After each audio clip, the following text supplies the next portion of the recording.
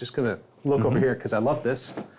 These hats, these are the little things that make museums really sort of little extra special things. These are for kids, I assume, when they come in here, that they can put on and pretend they're detectives as they walk through? This center here is designed for children who come in with their parents who want to be a detective.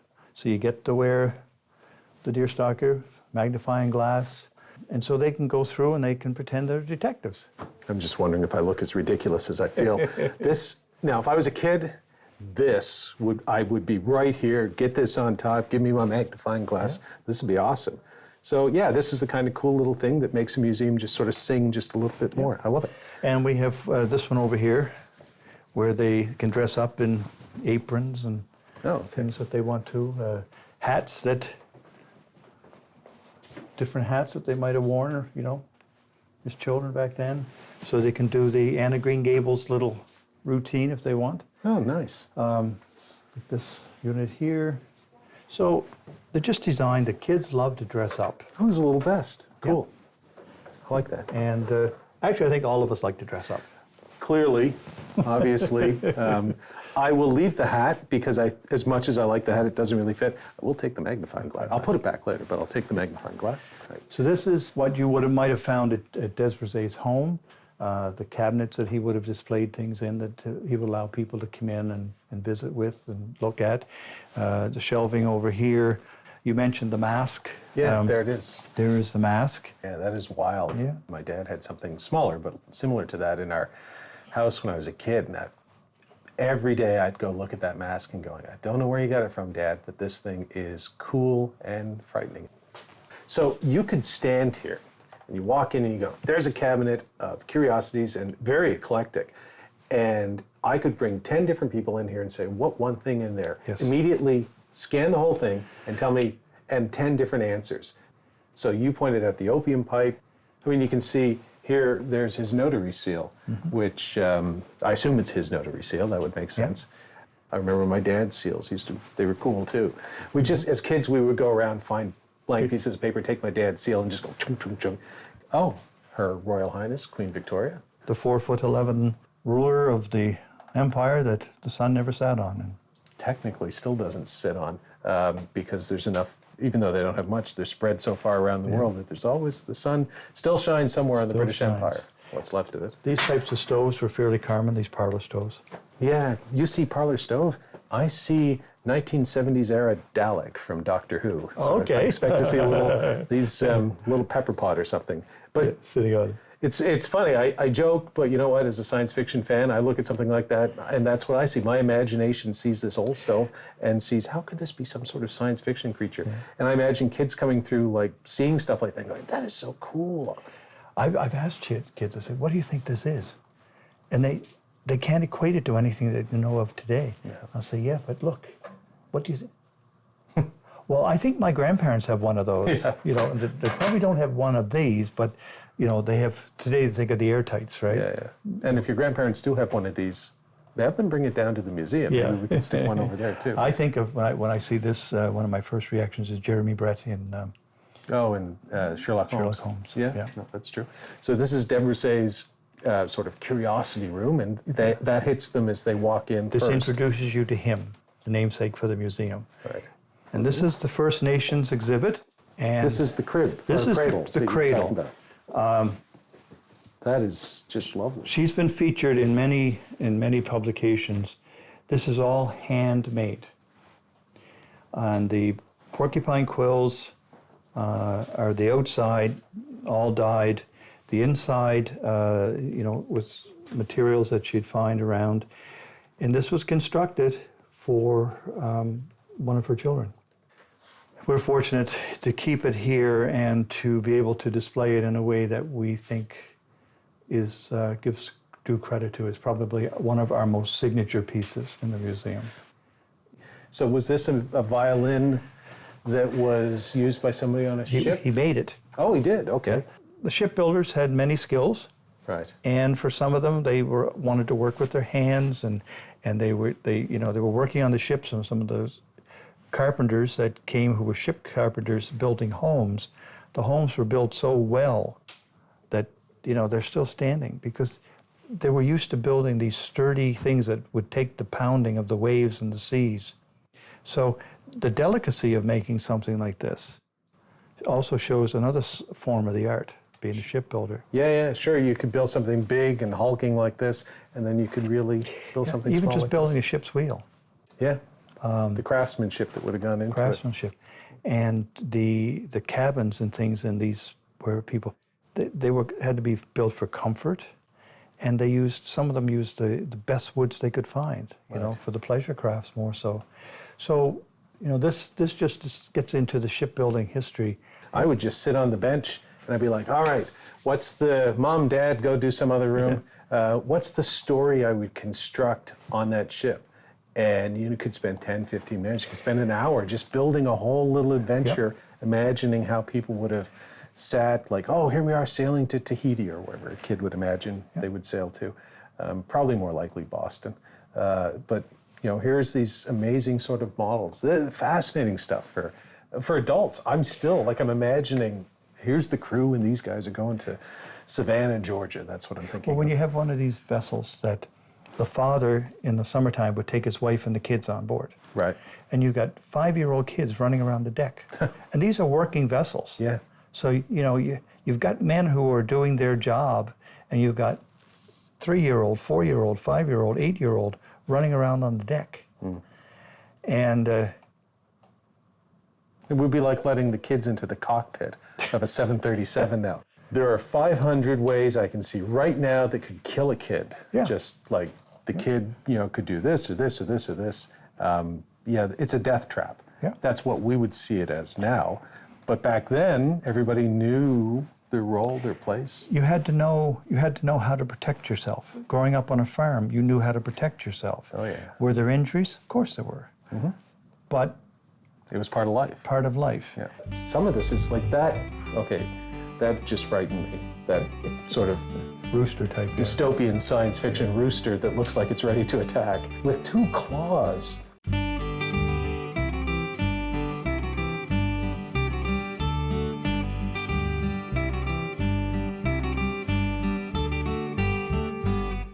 Broom, my arch enemy. Stay away from me, broom. I never want to use a broom. Those are ship brooms. Oh, that's a ship broom. They were used there you go. to frequently on when they had the barnacles and things on board, and they could use these here. So this is all shaved from here down to here, and then twist back this way and tied. So it's all one piece. Oh, really? Wow. So as all of this was pulled down, made into this, and then tied with this, they could use them on the ship because they were very strong, and wow, use that to. See, now I clean the never. boat. See, I have no idea why I find that fascinating, but I never would have sort of realized that the work that would go in. I see, you can see how here they're peeled back. And again, it comes back to the things you did as kids. I used to love pulling bark off of. I was a terrible tree murderer, but I used to love pulling bark off, and you just make little shapes and stuff, and that's kind of what they've done here.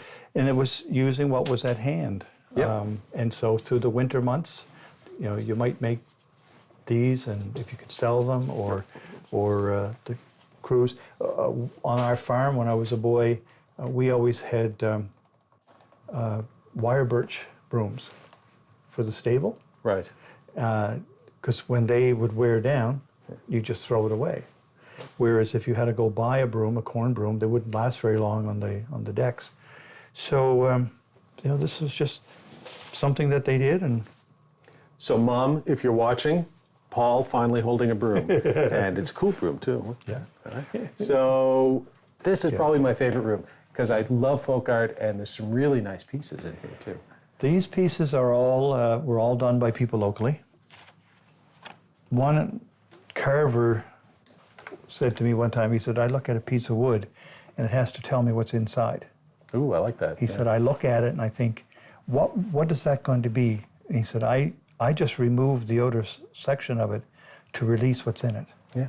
I was always a tiger. Yeah. That's the wood tiger waiting to get out. Sculptors, same thing when they do marble, you read about the great sculptors in history. Mm-hmm. I have artist friends and they say, yeah, you see a block of marble or wood or whatever, I start to see what's in there. It. Like everything, you're so close to it. you can almost reach out and touch. It's like you can get really in. Like is that a bear?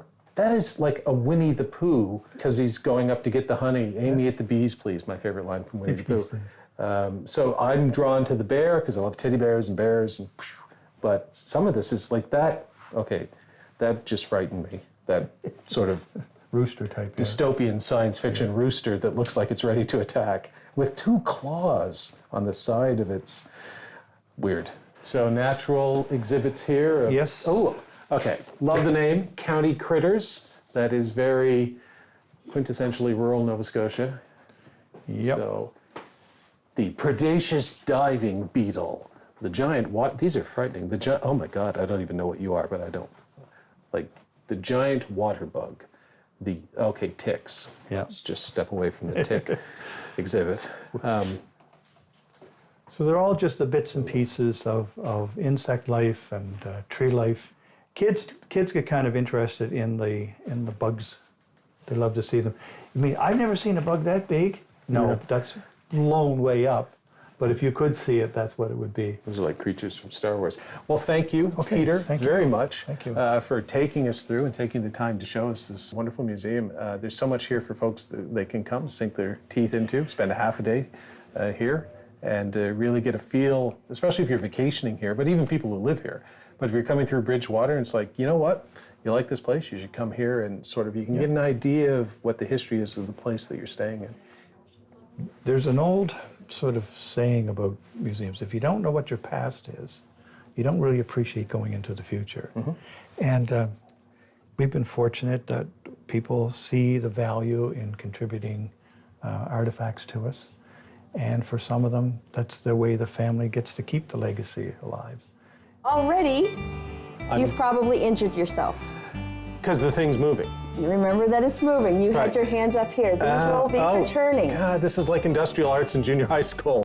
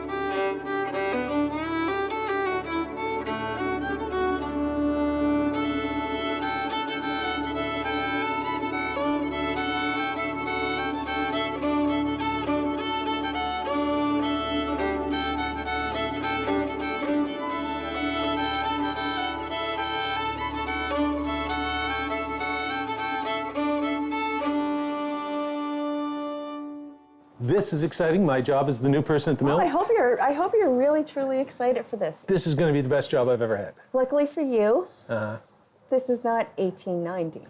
Oh, yes. Count your blessings. I'd be what dead. your job is here as a new person is to oil the wool. To what now? To oil the wool. To oil the wool. How do I oil wool? How do you oil wool? Well, you would take, render down. So I'd have some wool. Fat. It would be all on the floor. So you want to feel there's lanolin, but it's still quite dry. This is lovely. So you would take rendered down lard oil. It would be in this? It would have been in that, and you're just going to give it a light coating of oil. It's like cooking, but not. So, you're humming. Why are you humming? I hum when I work. You hum when you work. Is that a bad thing? We need to get, remember, the busiest season, 25,000 pounds of wool. Yeah, chop, chop. That's what, stop humming, start working. All right, start working. Whoops. Yep, start working. I'd be a terrible employee. So you get fired right away. No. Fine. Oh, this is horrible. No. I've been fired already. So you're working fast. So you got lard oil. What happens with oil when you're moving fast? You're mixing it through. What are you doing? I don't know, because it's my first day on the job. You're getting soaked. Oh, I'm getting soaked. Oh, okay. So you're saturated in oil. Ugh. That's not good. That's not good at all. Although, That's not good at all. I know how we feel because one of my crew members spilled pop on me at the restaurant over lunch, so I'm already saturated in liquid. So this is sticky liquid. So imagine synchronicity. oil. Yeah. Soaked in oil.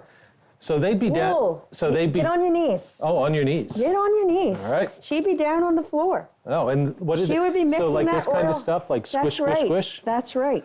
Wow. Move a little. Then you gotta. So then you take your wool from here. Yep. Now that it's oiled. That it's oiled.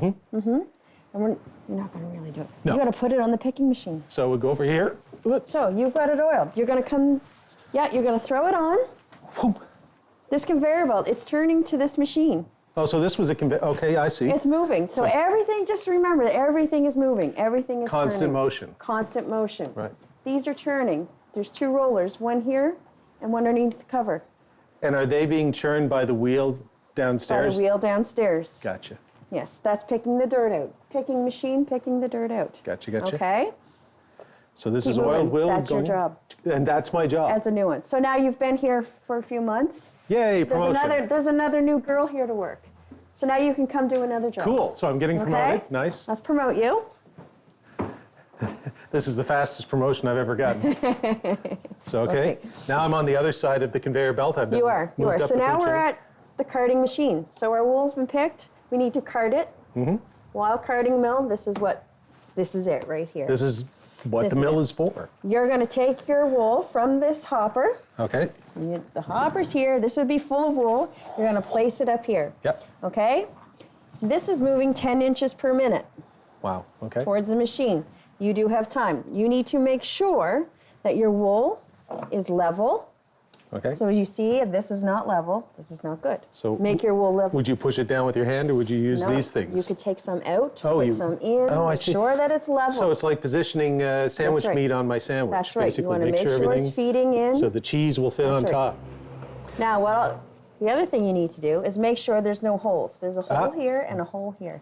All right. There's Fill in the hole. one right up here too. Fill in the hole. So we fill in the hole because this is my Perfect. first day in my new job. So Oop. already, you've probably injured yourself. Because the thing's moving. Remember that it's moving. You Right. had your hands up here. These are turning. God, this is like industrial arts in junior high school. I would be the Okay. guy who cut his finger That's off. right. These machines don't have brakes. Right. There's no way to stop it.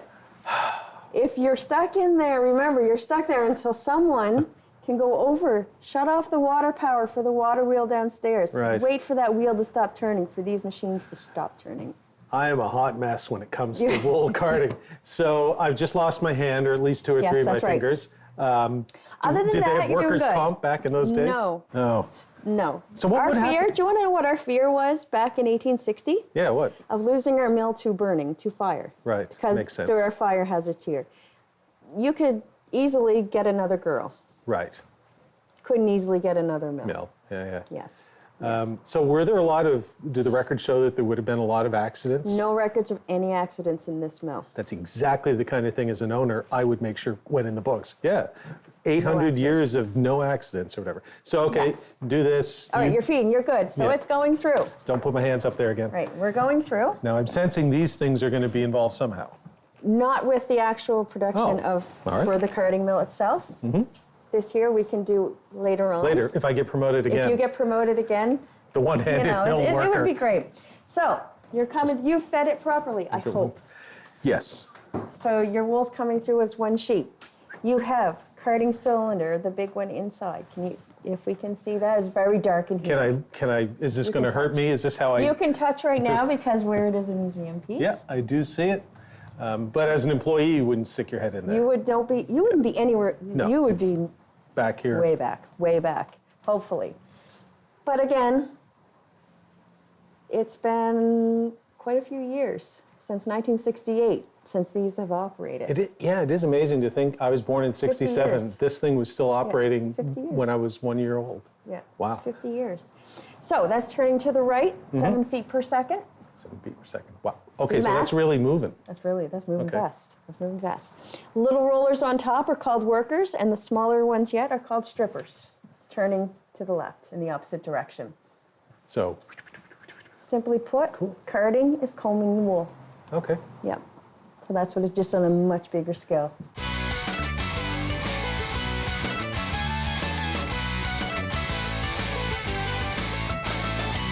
there are some perks to the job. This doesn't look like much right now, does it? I was This here, thinking a basket of gold, but sure, this is the perk. This is the perk right here. What is? When I pull on this lever, Yes. I'm just going to pull on it. I'm not going to really go into the. Ah. So you can. Just stand right where you're. Stay right where you're standing. Stand right back here. This is every trap in a horror movie I've ever seen. Stand right doing here. it. It's He's a perk. doing it. You'll be fine. Well, you've unleashed the water. Oh, and you unleashed the can feel the. Yeah, Is it going now? it is. Wow. You can feel that. So You that do. you can get the speed of what You it's. can.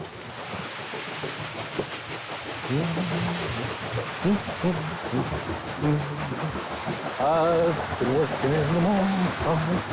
Holy moly! Nice. Now that is cool. That is impressive, isn't it? Yeah. It is. That it's just being moved by water is, in a mechanical era where everything we have are robots and this and that. It is. To just see the basic primal way that for is. thousands of years people would do stuff. So that is actually, talk about ingenuity. Right? This is the original Babbitt bearing. Oh, wow. The wheel itself weighs 3,000 pounds, and it can actually produce 7 horsepower. Not bad. Not bad, not bad at all. So it is overshot. Did they have a way to control the flow of water? Not here in this building. Right. Well, they could, the gate, you can raise it and lower it. Right. But they could control the flow of water in the stream. Right. The stream is actually connected to a lake up the road. Okay. Yes, so that connection is gone now. We have a highway and houses and whatnot. So they could control the flow. So they could, so they could speed Yeah. it up that way. Yep, they could have it. That is actually really cool. I'm not just kidding. I like watching that. That's amazing. Yeah, kind of hypnotizing. Look at this building. 160 years, water running through it. And it's still here. Despite the best efforts of substandard employees like me. Like you, that's Yeah. right. I think we're all agreed. I'm probably We not are. the best person for this job. This is but, true. This is true. 'cause I've got like one finger left.